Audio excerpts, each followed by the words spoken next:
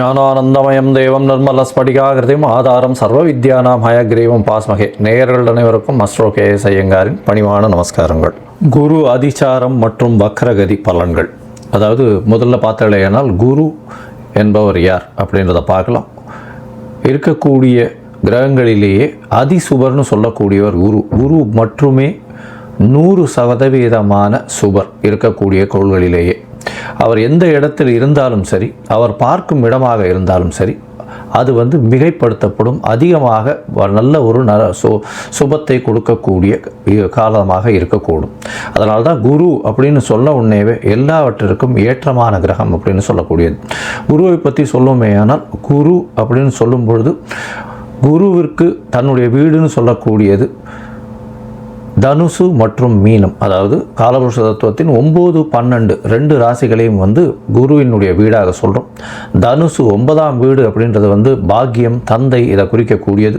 உங்களுக்கு கிடைக்கக்கூடிய அதிர்ஷ்டங்கள், பண வரவுகள், இது எல்லாத்தையும் குறிக்கக்கூடியது. அதை தவிர வெளிநாடு பிரயாணம், வெளிநாட்டில் உங்களுடைய அதாவது இம்போர்ட் எக்ஸ்போர்ட் பிஸ்னஸ், அந்நிய செலாவணி, முதலீடுகள், அதை தவிர உங்களுடைய சுகமான தூக்கங்கள். 12ஆம் இடம்ன்றது அயனசயன போகஸ்தானம்னு சொல்லக்கூடியது. அந்த மீன ராசியில் அவர் குருவினுடைய ஆட்சி வீடாக இருக்குது.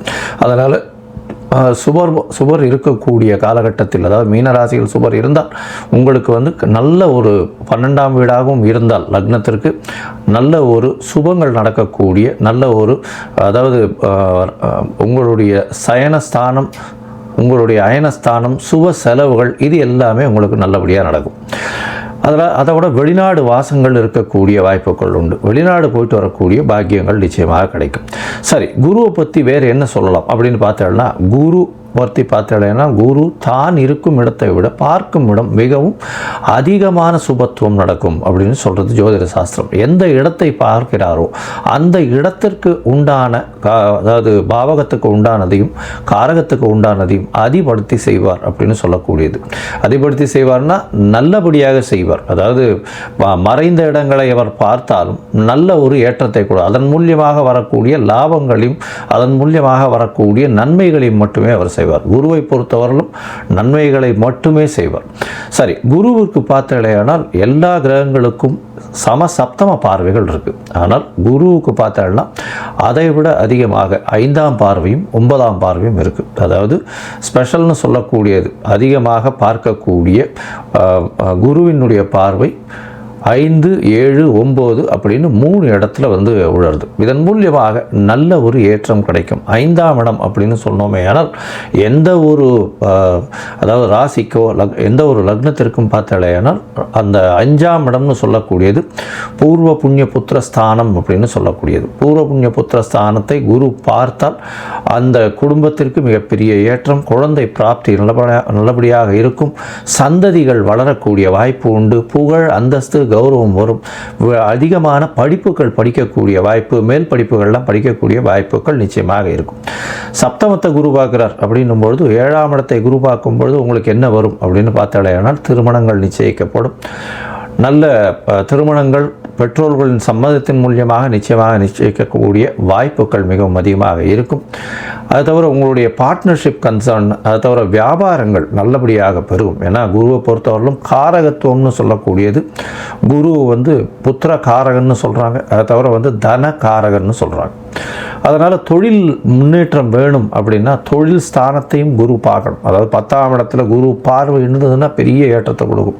அது தவிர 7ஆம் இடத்துல குரு இருந்து 7ஆம் இடத்தை பார்த்தாலோ, அது 7ஆம் இடத்தில் இருந்தாலோ கண்டிப்பாக உங்களுக்கு, அதாவது கூட்டு தொழிலில் ஒரு பெரிய வெற்றியை கொடுக்கக்கூடிய காலகட்டமாக அமையும். சரி, இந்த குருவுக்கு 9ஆம் பார்வை என்ன செய்யும்? குருவுக்கு 9ஆம் பார்வையின் மூலியமாக பார்த்தோம்னா வெளிநாடு போய் படிக்கக்கூடிய யோகம், வெளிநாட்டிலிருந்து அதீதமாக பணம் சம்பாதிக்கக்கூடிய யோகம், இதெல்லாம் வரக்கூடிய வாய்ப்புகள் மிகமாக உண்டு. குரு 11ஆம் வீட்டையே பார்க்கக்கூடிய நிலைமை ஆனால், அதாவது அவர் 11ஆம் வீட்டை பார்க்குறார் அப்படின்னா அதீதமான லாபத்தை திடீரென்று கொடுக்கக்கூடிய, ஏன்னா லாபஸ்தானத்தை தன காரகனை பார்க்கறது பெரிய விசேஷத்தை கொடுக்கக்கூடிய காலகட்டமாக அமையும். பொதுவாகவே குரு அப்படின்னு எடுத்தோமே ஆனால் அவர் அதீத சுவர், மிகப்பெரிய ஏற்றத்தை கொடுப்பார். அவர் வந்து நல்ல, அதாவது ராசியிலேயோ லக்னத்திலேயோ ராசியிலேயோ இருந்தாரே ஆனால் நேர்மையான வழிகள் மூலியமாக சம்பாத்தியத்தை பெறுப்பார். அதை தவிர வந்து அந்த ஜாதகருக்கு பார்த்தலையானால் உடல் நலத்தில் நல்ல ஏற்றம் இருக்கும், தீர்க்கமான சிந்தனைகள் அமையும், ஏற்றமான விஷயங்களை மட்டும் செய்வார்.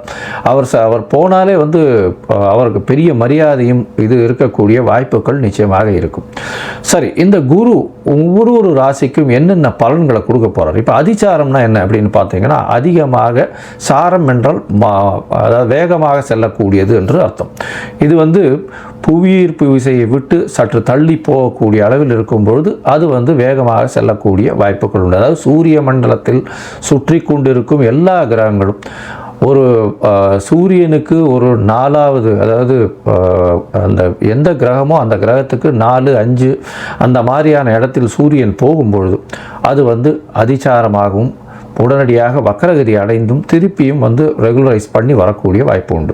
இப்போ பார்த்தோம்னா குருவுக்கு 4ஆம் இடத்துல புரட்டாசி மாதத்தில் இந்த அதிசாரம் ஆரம்பிக்கிறது, அதிவேகமாக செல்லக்கூடிய நேரமாக இருக்கும். அதற்கு பிறகு ஒரே மாதத்தில், அதாவது பார்த்தோம்னா 18/11/2025 அப்போ பார்த்தலையானால் குரு அதிசாரமான குரு புரட்டாசி 4, அதாவது புனர்பூசம் 4ஆம் பாதத்தில் இருந்த குரு வக்கரகதி அடைய ஆரம்பிப்பார். ஏன்னா 5ஆம் இடத்துல சூரியன் வரும்போது குருவுக்கு அந்த மாதிரியான விஷயங்கள் வர ஆரம்பிக்கும். அதற்கு பிறகு பார்த்தலையானால் 4ஆம் இடத்துலேருந்து, அதாவது 4ஆம் இடத்துலேருந்து 5ஆம் இடத்துக்கு வந்து சூரியன் ஒன்றுன்னா மூவ் ஆன உடனே வக்கரகதியிலிருந்து கிட்டத்தட்ட 17/3/2026 அன்னைக்கு அவர் வக்கர நிவர்த்தியம் அடைகிறார். அதற்கு அப்புறம் வந்து ரெகுலராக போகிற மாதிரி அவர் வந்து தன்னுடைய சாரத்தை மாற்றிக்கொண்டு அதற்கு பிறகு அவர் வந்து குருவினுடைய அதாவது அடுத்த ராசிக்கு, வருட கிரகமான குரு ஒரு ராசியிலிருந்து அடுத்த ராசிக்கு பெயர்வார். அது வந்து மே மாதத்தில் வருது. இப்போது அதிசாரம் வந்து கிட்டத்தட்ட ஒரு மாதம், அதாவது 8/10/2025 18/11/2025 வரலும் அதிசாரம் வரார். 18/11 பார்த்தேலையானால் புனர்பூசம் 4ஆம் பாதத்தில் வக்கரகதி ஆகி அதற்கப்புறம் மிதுன ராசிக்கு போகிறார். மிதுன ராசிக்கு புனர்பூசம் 3ஆம் பாதத்துக்கு 21/12/2025 போகிறார். அதற்கு பிறகு புனர்பூசம் 2, புனர்பூசம் 1 இது எல்லாமே மிதுன ராசியில் தான் இருக்குது. அதற்கு பிறகு வக்கர நிவர்த்தியாரர் எப்போன்னா 17/3/2026. இந்த காலகட்டத்தில் பார்த்தேன்னா குரு அதிவேகமாக செல்றதுனால நிறைய மாறுதல்களை எல்லா ராசிக்கும் ஏற்படுத்துவார். ஒரு ராசியிலிருந்து அடுத்த ராசிக்கு சென்று வருவதனால் பல மாற்றங்கள் நிகழக்கூடிய வாய்ப்புகள் உண்டு. அதுவும் தொழிலில், பண விருத்தியில், அதை தவிர கர்ப்பஸ்திரிகள், அதாவது குழந்தை பிராப்தியில், தந்தையின் வருமானத்தில், தந்தையினுடைய உடல் நலத்தில், வெளிநாடு போய் படிக்கக்கூடிய, வெளிநாடு போய் சம்பாதிக்கக்கூடிய பாக்கியங்களில் இது எல்லாத்திலையுமே மாறுதல்கள் ஏற்படுத்துவார். சரி, இந்த குருவினுடைய மாற்றங்கள் ஒரு ராசிக்கும் மேஷம் முதல் மீனம் வரை எப்படி இருக்கும்னு பார்க்கலாம். அதற்கு முன்னாடி பார்த்தாலேயானால் இந்த குருவுக்கு என்ன எளிய பரிகாரம் செய்யலாம் அப்படின்னு பார்க்கும்பொழுது, குருவை பொறுத்தவரையிலும் பார்த்தேன்னா தட்சிணாமூர்த்தி அப்படின்னு சிவன் கோவிலில் இருப்பார். தென்முக கடவுளாக இருப்பார். தட்சிணாமூர்த்தியை போய் வேண்டிடுவாங்க. ஆஞ்சநேயரையும் விநாயகரையும் வழிபடுவது ரொம்பவும் நல்லது. அதை தவிர பார்த்தோம்னா தட்சிணாமூர்த்திக்கு வியாழக்கிழமை ஒரு மஞ்சள் துண்டு, எலுமிச்சம்பழம் இல்லைன்னா அவருக்கு வந்து மஞ்சள் வச்சு அர்ச்சனை பண்ணிட்டு வர்றது, மூக்கு கடலை போட்டு அர்ச்சனை பண்ணிட்டு வர்றது, நெய் விட்டு விளக்கேற்றிட்டு வர்றது, இதையெல்லாம் பண்ணிட்டு வரும்போது எளிய பரிகாரமாக இருக்கும். சரி, இந்த குருவிற்கு உண்டான மற்றொரு எளிய முறை அப்படின்னு சொல்ல போனால் குரு காயத்ரி மந்திரம். ஓம் ரிஷபத்வஜாய வித்மஹே கிருணிஹஸ்தாய தீமஹி தன்னோ குரு பிரச்சோதயாத் அப்படின்ற இந்த மந்திரத்தை நீங்கள் வந்து ஒரு நாளைக்கு 3 தடவையாக சொல்கிறதன் மூலியமாக உங்களுக்கு வரக்கூடிய எல்லா பிரச்சனைகளும் நிச்சயமாக தீரும். சரி, இப்போ மேஷம் முதல் மீனம் வரை இந்த குரு அதிசார மற்றும் வக்கர பெயர்ச்சி என்னென்ன மாறுதல்களை தரும்ன்றதை பார்க்கலாம். அதற்கு முன்னாடி என்னுடைய மொபைல் நம்பர் ஸ்க்ராலிங்கில் போயின்னு இருக்கும். உங்களுக்கு அஸ்ட்ராலாஜிக்கல் கன்சல்ட் தேவைப்படுமேயாயின் நீங்கள் எனக்கு ஃபோன் பண்ணுங்க. உங்களுடைய date, time, place of birth, உங்களுடைய பெயர், தாய் தகப்பனார் பெயர் அனுப்புங்க. என்னுடைய கட்டணம் என்னன்னு சொல்கிறேன், அதை அனுப்பிச்சிட்டு அதனுடைய யூடிஆர் நம்பர் ஷேர் பண்ணுங்க. உங்களுடைய பிடிஎஃப் போடுறேன். அதுக்கப்புறம் உங்களுக்கு அப்பாயின்மெண்ட் கொடுத்து உங்களுடன் உரையாடுறேன். சரியா? இப்போது மேஷம் முதல் மீனம் வரை குரு அதிசார வக்கர பயிற்சி பலன்களை பார்க்கலாம். மீனராசி அன்பர்களே, புரட்டாதி, உத்திரட்டாதி, ரேவதி இந்த 3 நட்சத்திரம் 9 பாதங்களை கொண்ட ராசி. ராசியின் அதிபதினு சொல்லக்கூடியவரே குரு. உங்களுடைய ராசிநாதன் 5ஆம் இடத்துல வர்றார். இதற்கு மேலே என்ன வேணும்? அதாவது 1, 5, 9ன்னு சொல்லக்கூடியது மகாலட்சுமி ஸ்தானம். இந்த ஸ்தானத்தில் 1ஆம் அதிபதி 5ஆம் இடத்திலும், 5ஆம் அதிபதி 9ஆம் இடத்திலும், 9ஆம் அதிபதி 5ஆம் இடத்திலும், 9ஆம் அதிபதி 1ஆம் இடத்திலும் மாறி உட்கார்ந்துருந்தா கூட மிகப்பெரிய யோகத்தை செய்வார். இவ்வளோ நாளாக பார்த்தோம்னா 7 சனி 12ஆம் இடத்துல இருந்தது. வேலை போயிருக்கும், அலைச்சல் அதிகமாக இருந்திருக்கும், செலவுகள் தேவையில்லாமல் இருந்திருக்கும், திடீர்னு பண பிரச்சனைகள் வந்திருக்கும், மேலதிகாரிகளோட தகராறு இருந்திருக்கும். எது எடுத்தாலும் புதிய தொழிலை ஆரம்பிச்சிங்கன்னா அதில் லாஸ் இருந்திருக்கும், இருக்கும் இடத்த விட்டு ஓட வேண்டியதாக இருந்திருக்கும், வெளிநாடு வெளியூர் தப்பி செல்ல வேண்டியதாக இருந்திருக்கும். எல்லா விதமான பணத்தட்டுப்பாடுகள் எல்லாமே தொழிலில் ஏற்பட்டிருக்கும். வேலையில் பிரச்சனைகள் அதிகமாக இருந்திருக்கும். இப்போ பார்த்தோம்னா உங்களுக்கு எல்லா விதமான மாற்றங்களும் வந்து சேரும். 5ஆம் இடத்துல வந்து குரு வர்றது மிகப்பெரிய ஏற்றத்தை கொடுக்குறார். என்ன சார் இது, 5ஆம் இடத்துல வந்தாலும் அவர் அதிசார வக்கரகதியில் இருக்கார் சார், அது எப்படி சார் இருக்கும் அப்படின்னாலும், குருவை பொறுத்தவரையிலும் சுபத்துவம் மிகப்பெரிய வெற்றியை மட்டுமே கொடுக்கக்கூடிய ஒரு கிரகம். அதனால் கவலைப்படவே தேவையில்லை. அவர் வந்தார்னா அவர் குருவின் பார்வையின் மூலமாக, குரு பார்க்க கோடி நன்மைன்னு சொல்லுவார். அதனால் குருவின் பார்வை ஒன்றே போரும் எல்லா விதமான தோஷங்களையும் கஷ்டங்களையும் அகற்றக்கூடிய காலகட்டமாக அமைப்போகிறது. சரி, இது 5ஆம் இடத்துல போய் குரு இருக்கக்கூடிய காலகட்டம் 8/10/2025 அதிசாரத்தில் 17/11/2025 வரலும் இருக்கார். அந்த காலகட்டத்தில் பார்த்தலையானால் உங்களுக்கு உங்களுடைய ராசியை பார்க்கறதுனால நல்ல ஒரு ஏற்றம், தீர்க்கமான சிந்தனை. உடனால முடிவெடுக்க முடியாமல் திணறிருப்பீங்க, இப்போ தீர்க்கமான சிந்தனை இருக்கும், குழந்தை பிராப்தி இருக்கும். ஏன்னா புத்திர காரகனே புத்திர ஸ்தானத்தில் போய் 5ஆம் இடத்துல போய் உட்கார்றார். அதுக்கு மேலே ஒன்றும் தேவையே இல்லை. கண்டிப்பாக புத்திரபாகியம் ஏற்படக்கூடிய வாய்ப்புகள் நிச்சயமாக உண்டு. இந்த காலகட்டத்தில் ரொம்ப நாளாக குழந்தை பிராப்தி இல்லாதவர்களுக்கு கண்டிப்பாக குழந்தை பிராப்தி உண்டு. உங்களுடைய ராசிக்கு பார்த்தாலே ஏனால் குரு பகவான் ராசிக்கு 9ஆம் இடத்தை பார்க்குறார், 11ஆம் இடத்தையும் பார்க்குறார். 9, 11 உங்களுடைய ராசியும் பார்க்குறார். அதனால் வெளிநாடு போய் படிக்கணும்னு நினைக்கிற வாழ்க்கெல்லாம் நிச்சயமாக ஒரு பெரிய ஏற்றமான காலம். நீங்கள் நினைத்த யூனிவர்சிட்டி கிடைக்கக்கூடிய வாய்ப்புகள் நிச்சயமாக இருக்கும். அது தவிர பார்த்தாலேயானால் உங்களுக்கு வந்து மூத்த சகோதரிகள் மூலியமாக நல்ல ஒரு ஏற்றம் கிடைக்கக்கூடிய காலகட்டம், தொழிலில் அதீத லாபம் கிடைக்கக்கூடிய வாய்ப்பு. உங்களுடைய ராசிக்கு பார்த்தோம்னா தந்தையின் மூலியமாக பண வரவு, பணம் சப்போர்ட்டு, அதை தவிர ட்ரெடிஷ்னல் பிஸ்னஸ் ஏதாவது இருந்ததுன்னா அதை பண்ணக்கூடிய வாய்ப்புகளும் நிச்சயமாக கிடைக்கும். இந்த காலகட்டத்தில் உங்களுக்கு புதிய பதவி, புகழ், அந்தஸ்து, கௌரவம்லாம் ஏறக்கூடிய காலகட்டமாக அமையும். உங்களுடைய ராசிக்கு பார்த்தோம்னா 21/12/2025 பார்த்தோம்னா உங்களுடைய ராசிக்கு திருப்பி வக்கரகதியே 4ஆம் இடத்துல வரும். குரு பகவான் 4ஆம் இடத்துல வரும்போது தாயின் உடல்நிலை சற்று பின்னடைவு இருந்தாலும் ஒன்றும் பெரிய பிரச்சனை வரக்கூடிய வாய்ப்புகள் இல்லை. புதிய வீடு மனை வாங்கக்கூடிய பாக்கியத்தை கண்டிப்பாக கொடுக்கக்கூடிய காலகட்டமாக அமையப்போகிறது. புதிய வீடு மனை வாங்கக்கூடிய காலகட்டம். படிக்கக்கூடிய மாணவர்களுக்கு நல்ல ஏற்றம் இருக்கும். அதுவும் இம்போர்ட் எக்ஸ்போர்ட் பிஸ்னஸ்லாம் இருக்கிறவர்களுக்கு நல்ல ஒரு ஏற்றம் கிடைக்கக்கூடிய வாய்ப்புகள் நிச்சயமாக இருக்கும். அலங்கார பொருட்கள், வீட்டுக்கு உண்டான அலங்கார பொருட்கள் வாங்கக்கூடிய வாய்ப்புகள் நிச்சயமாக உண்டு. சரி, மொத்தத்தில் பார்க்கும்பொழுது இந்த மீன ராசிக்காரர்களுக்கு பெரிய ஏற்றமான காலம், குழந்தை பிராப்தி உண்டு.